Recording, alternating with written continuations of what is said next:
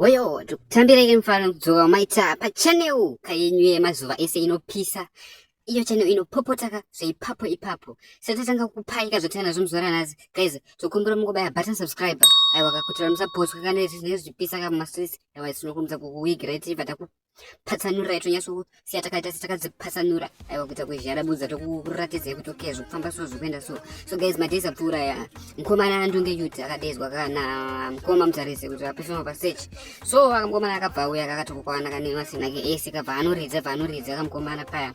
Achinoropedza mari ingapinde mukoma mutarisa akutanga kupata ma story kana remember pane video rakamboisa pasera apo futi kamukoma mutarisa kuti mukomana tumusendera mari yake chichichi yakatonga yakaziswa but nhasi manje Ndunge Youth kamukomana adzoka necheboom show aiwa anopindura kanovaudza kamukoma mutarisa kuti aiwa kazvamai manje ka kutsvaka rume ndebva nodzimura nhasi dzenyu idzo totera peturu so guys dakukunzwisai padiki muzvinzwire kuti mukomana ayo zvamai manje atori pachiki patambeno munotozomukomena section kuti mukomana zvaari kuita ari kugona here kana kuti aiwa ari kubhaiza handisi kuziya kwenyu mokweza kuti aiwa anamutarisi kana tinashe aiwa kamadhara patameno ka munongotodzoa imwe kamafanzi munongotodzoa makomena section mukuti Ndunge Youth agona here dhiri ari kuita ari kubhaiza aiwa namba angachivabata mukomana angachivabata zveipapo ipapo so guys tisingade kuwestirai nguva yenyu yakawanda zvekudaro video racho ka zvichana tokunzwisai mumboteerera 1 zveipapo ipapo pasakutyika kuti so guys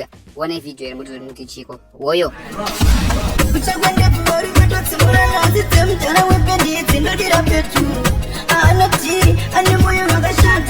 kunge polisi rekanzuru haana mari musanyaperwe vaikuisha kunge mwanara mubawa zvinopendi haichatengwa madzibaba dai mambozokera kwakrawa yesu amari mwanara flopa raichakobvasasi kunge mabruku anisha amene city sports vakaikwanisa kutemba nemuteuro yaanokusha madzibaba vakanarwa mari kutanzi vapeiti retingwatineche